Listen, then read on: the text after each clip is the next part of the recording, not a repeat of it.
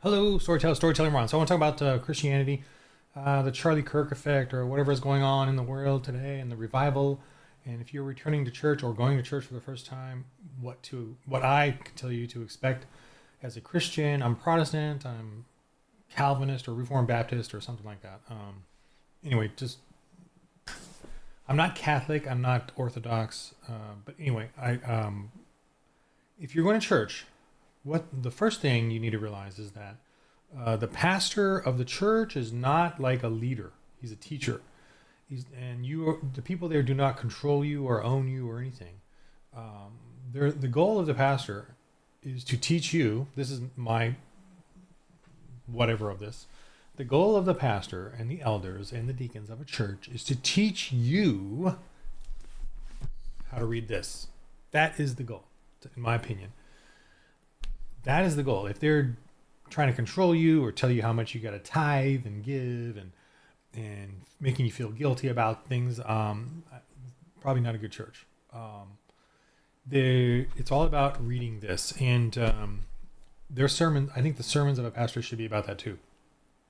There's obviously differences, but of how pastors do things with their sermons. But to me, you should go to a church where they open up the Bible and start preaching from there. The goal being to teach you what this says so that you can go and read this on your own and do Bible studies with others in the church. You have agency. That's what it should be all about, that they really get you to want to read this on your own because of the way he does the sermons. And how should they do this? In my opinion, using hyperbole here, they should literally randomly pick one out and start reading it and then explaining it. That to me is the sermon. That's my extreme version of it. They obviously they want to prepare and pick out themes, but I honestly, if they just read this a section of the Bible or a chapter and just explained what was going on there, the context, the before and the after, and cross referencing, to me the themes will come out naturally.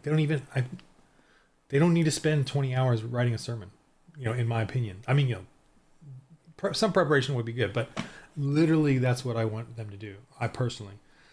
Now, obviously, they're going to pick a section and then pick out the theme on that and the lesson, and that's fine, and that's a way of you learning. But the true, to me, essence of it is getting you excited about reading the Bible, because if you, as a Christian, really want to know who God is, the best way is for you to be reading this on your own, and then learning in fellowship at a church, and you having agency to become a follower of Christ and wanting to do things for the Lord joyfully. And nothing in the church can require you to do this or do that. Do this to do that. So if the church is like that, then leave it. Another thing you need to do is ask either the followers of the church, the members of the church, or the pastor, and they should really be able to answer you quite easily. Are they for man and woman marriage? Is homosexuality and gay a sin? Is abortion murder? They should just be able to answer you straight up, with no insidiousness. And if you get any weirdness about it, leave. This, by the way, tells us there's going to be a lot of false Christians and false churches. So I am not perturbed by the amount of false pastors out there, preachers, and false Christians and churches that have fallen and been corrupted and progressive or whatever.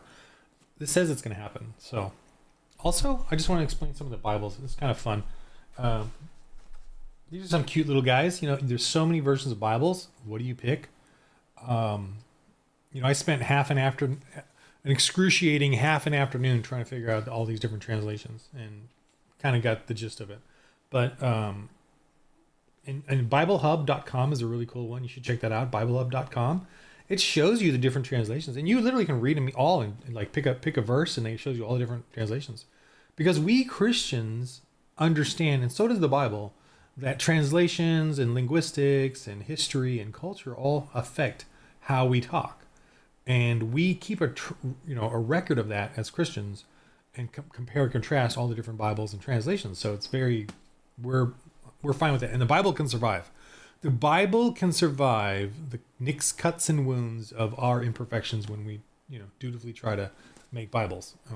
So Bible Hub is really cool, but there's other Bible sites as well, and I use one on my app or my phone that's different. ESV. This one's a King James version, and what is this one? I can't. It's really old and cute. Oh, it says right here. It's really Holy Bible. It's just a cute little Bible here. New King James version, King James version, and ESV, English Standard, Old King James, and then the New King James. Okay, so these are ones that I haven't read these ones, but I got them because they're so cute, and it feels like some of them are used too. I haven't read this one yet, but I bought it, and the Geneva Bible. This is like the Puritan Bible, $15.99. So it's their translation of it, but I haven't read this one yet. But I got it. I had to get it. This one is the one I tried to read before I became a Christian. Look at that. It's my Catholic Bible when I was a Catholic, and I only got. And I'm not trying to attack Catholics, but you Catholics, please take advice from me on this. I always got to like this far when I was younger, trying to know who God was, and being a Catholic or growing up Catholic, and I became an atheist. But my point to Catholics and this is every Catholic I've known, or ex-Catholic that's become Protestant or become Reformed Baptist. And I love Catholics and love Catholic history, but the one thing that we all have in common is none of us, and maybe that's why we're not Catholic anymore. Maybe you're still Catholic because you do this. There was no Bible study. No one read the Bible. We thought we just did the sacraments. We just followed the church orders. We did confession. We did, things like that, confirmation, all that stuff. We did the rituals, which I'm not criticizing, but I'm just saying none of us, there was no like true, like deep reads, agency on the Bible, reading it for ourselves, comparing and contrasting different verses and chapters and what they said and the apostles said and all that stuff. So anyway, there's that. But I've kept it. This one, New King James Version, another little guy. Okay, there's one Bible I've read that I don't have with me called the Evidence Bible. It's got creation science stuff in it. It's really cool. It's called the Evidence Bible. I want to buy it again. I gave it to my brother-in-law, but I want to get it years ago. But I want to get it again and order it because I really miss it. I just want to hold on to the Bibles I've read. So that one's cool because it's got creation science stuff in it. It's got, apologetics. Apologetics means apology. It comes from, is Greek, but apologetics means to explain. Obviously, today we translated this to like apologizing. I'm sorry, but it's really about explaining yourself, explaining things, right? So that's what apology means, and so we call it apologetics. So I have an apologetics, and I read this one, and this was a Coleman Standard or translation. I think that's called Coleman, something like that. Anyway, like that sound.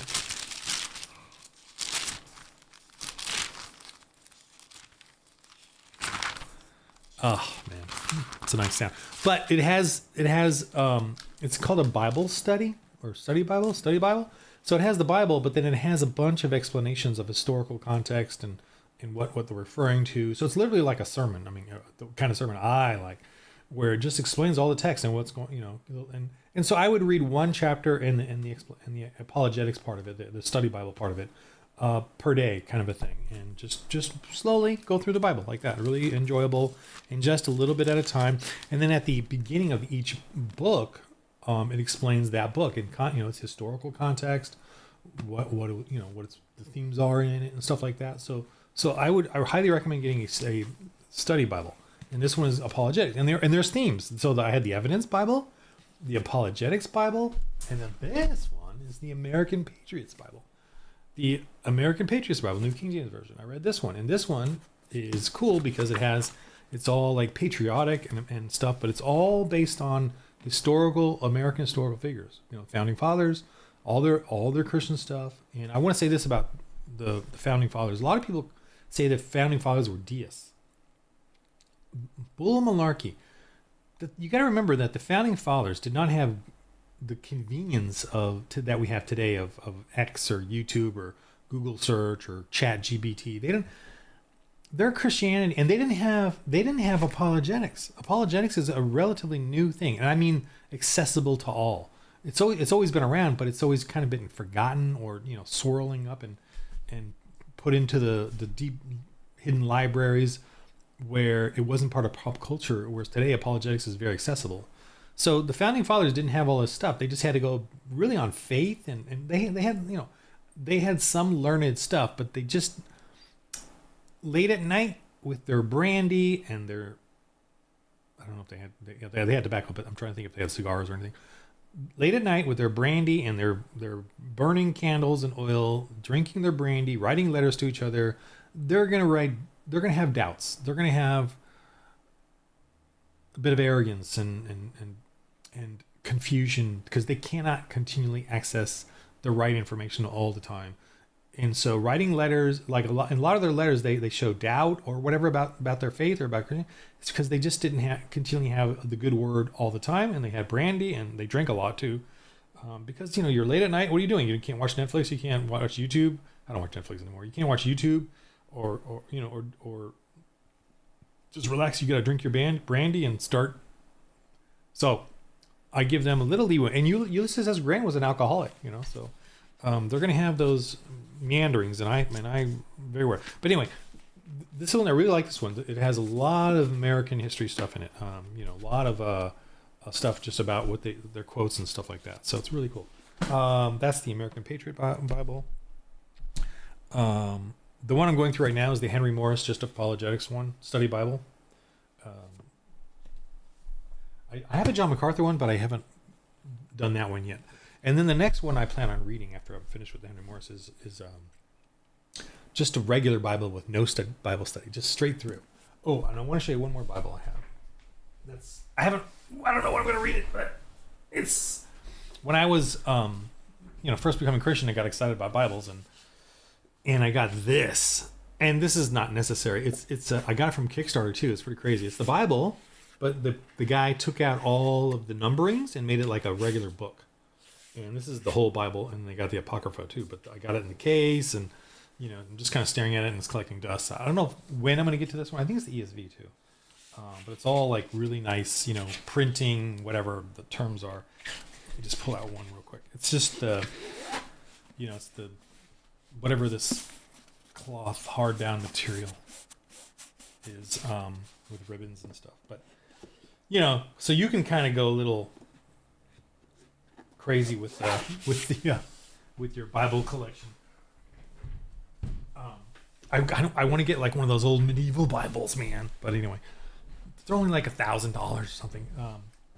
I would wish someone would print out some cool. Maybe there is, and I just need to look it up. But print out like cool looking, medieval looking Bibles that are just modern, cheaper version of that. But anyway, so make sure that your pastor is teaching you how to read the Bible. That's really the important thing. I don't think he should teach you how to be a Christian.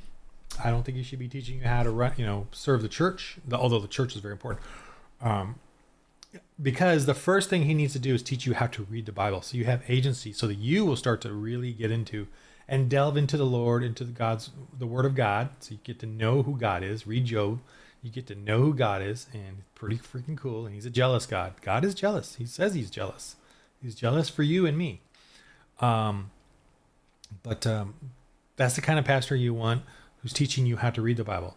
And then, in my personal opinion, if you have agency, you will begin to do things. You will begin to want to do things for the Lord. You'll begin to want to not sin. You'll begin to want to go crazy for Lord and serve the church and serve the pastor and help him when you have agency, and then serve the church. We have to build out the church. We have to plant the churches everywhere. Why? Because we are all evil. We all are greedy. We all will fall back into a mutual intimidation, peer pressure of sin and amorality, whether it's in a business, whether it's in medical, whether it's in education. We will become pagans if there isn't a church nearby to warn us, to remind us, to fellowship and keep us on the right and narrow path. You and I, not immune to this sin. I'm not immune to seduction and the slow baby step creep towards something terrible and exploitive and deceptive, even unto myself. So I always need the word, and I always need to find church, be part of a church. And what does it mean to be part of a church? What are you doing at a church? Do you like fishing? Start a fishing group. It's that simple. Do you like role-playing games, which is what I do? Start a role-playing game group, ukulele group, a music group. Start a band at your church. Start a whatever it is that you do in life that you have interest in. Start hanging out at the church once a week, or on Sunday, or on Saturday, or whatever days they're open. They have a Bible study, great, but also do stuff like start fellowshipping with other men or women if you're a woman, and you can do family stuff, and do it at church. And then when you do that, like my role-playing game, when I do the role-playing game at church, and I'm going into a new church, and I'll explain in a sec, but when you do that, you start fellowshipping, you then take it out to the community and the culture. Maybe you're into politics. Get some candidates. You can now, Trump has removed that tax, the law that punishing law that Democrats ignored, but Republicans followed, where the pastors cannot speak about candidates or endorse candidates. The Lyndon B. Johnson tax thing, that's silenced churches, has been removed. So now pastors can actually pick candidates and support candidates for office. So Christian nationalism, start if you're really concerned about the community and what's going on, and you're young, and start forming up political groups in your church that support Christian morality. And but that's pushing religion. No, we don't believe in pushing religion on anyone, because we're Christians. We believe in a moral country, a moral nation, and that's what we would do as politicians. Don't listen to what the outside says, or the left, or the Democrats, or whatever. Be a Christian nationalist if that's what they want to call you. Be political, engage. It's not going to save us, right? Jesus Christ is Lord and Savior, but we want the church. The reason we have the West and the white supremacy crap, the reason the white people were so supreme wasn't because of their skin color. It's because the church survived there. The church in Africa was wiped out. The church in the Middle East was wiped out. The church flourished in Europe. That's why we have cathedrals, and that's why all those rich celebrities go to Europe and do tours around cathedrals, is because of the church spread out. Now the church is dying in Europe, but hopefully there's a revival. But the church is still somewhat strong here in America. Whenever there's no church, evil and slavery and gladiators and brutality and life is cheap reigns. Plant a church in there and see what happens. The despots get a little annoyed when there's a church. And what does a church do? It seeks out compassion, love for everyone. What is wisdom? What is wisdom? Do you know? I know. I can answer you very quickly. Proverbs 2, but what is wisdom? If you don't know that, why? Why don't you know that? Shouldn't you know that by now? Shouldn't the schools teach you? They can't. They don't want to teach you this. Because paganism is against this. Wisdom, I'm going to answer it. Wisdom, ready? What is wisdom? It's seeking justice for both sides. That's it. Wisdom. You want to seek justice for everyone involved. Not just for your side, but for everyone. And that's Christianity. Islam doesn't believe in that. And paganism doesn't believe in that. And atheism doesn't believe in that. Atheism believes in justice for their side only. And you have to comply. Same with Islam. Christianity doesn't believe in that. We believe in the right justice, the justice for everybody involved. Anyway. So get to your church, figure it, discern, be discerning, be discriminating, make sure the pastor is teaching you how to read the Bible and giving you agency to read the Bible and study it. And then you, with your spiritual gift from God, start engaging with the church in whatever interests you. Fishing, politics, gaming.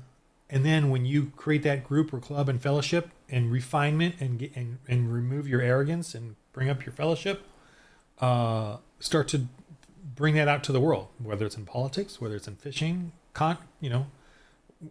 conventions or fishing contests or whatever. You bring out your Christianity.